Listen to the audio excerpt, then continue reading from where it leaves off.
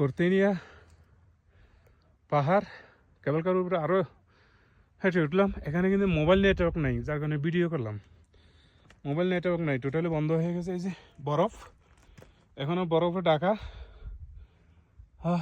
এই দেখেন আরও উপরে উঠে যায় হেঁটে। এটা একটাও তো সর্বোচ্চ, ওরা উপরে উঠে গেছে। আমিও চাইলে উঠতে পারবো, কিন্তু এনাফ। এখানে নিঃশ্বাসের সমস্যা আছে, এখানে কিন্তু বাতাস কম। এখানে এই যে আমি এখন করতেছি, এখানে কিন্তু নিঃশ্বাস বন্ধ হওয়ার সম্ভাবনা আছে। যারা নিঃশ্বাসের সমস্যা আছে ওরা এখানে উঠতে পারবে না। এখানে আবহাওয়ার সমস্যা আছে সর্বোচ্চ উপরে।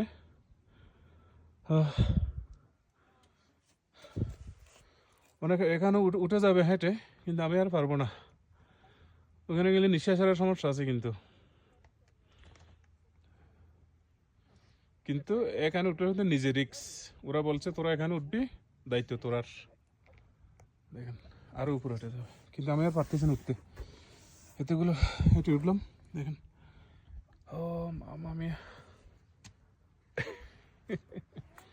এখানে বরফে ঢাকা। এখানে এগুলো বরফ।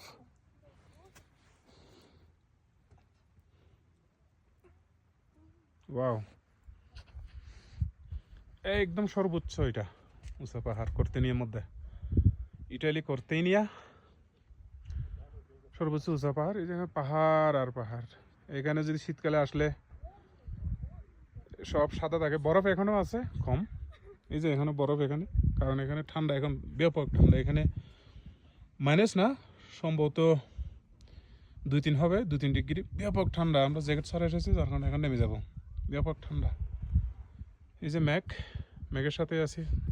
এই যে ম্যাঘ, আমি ধরতেছি ম্যাঘ।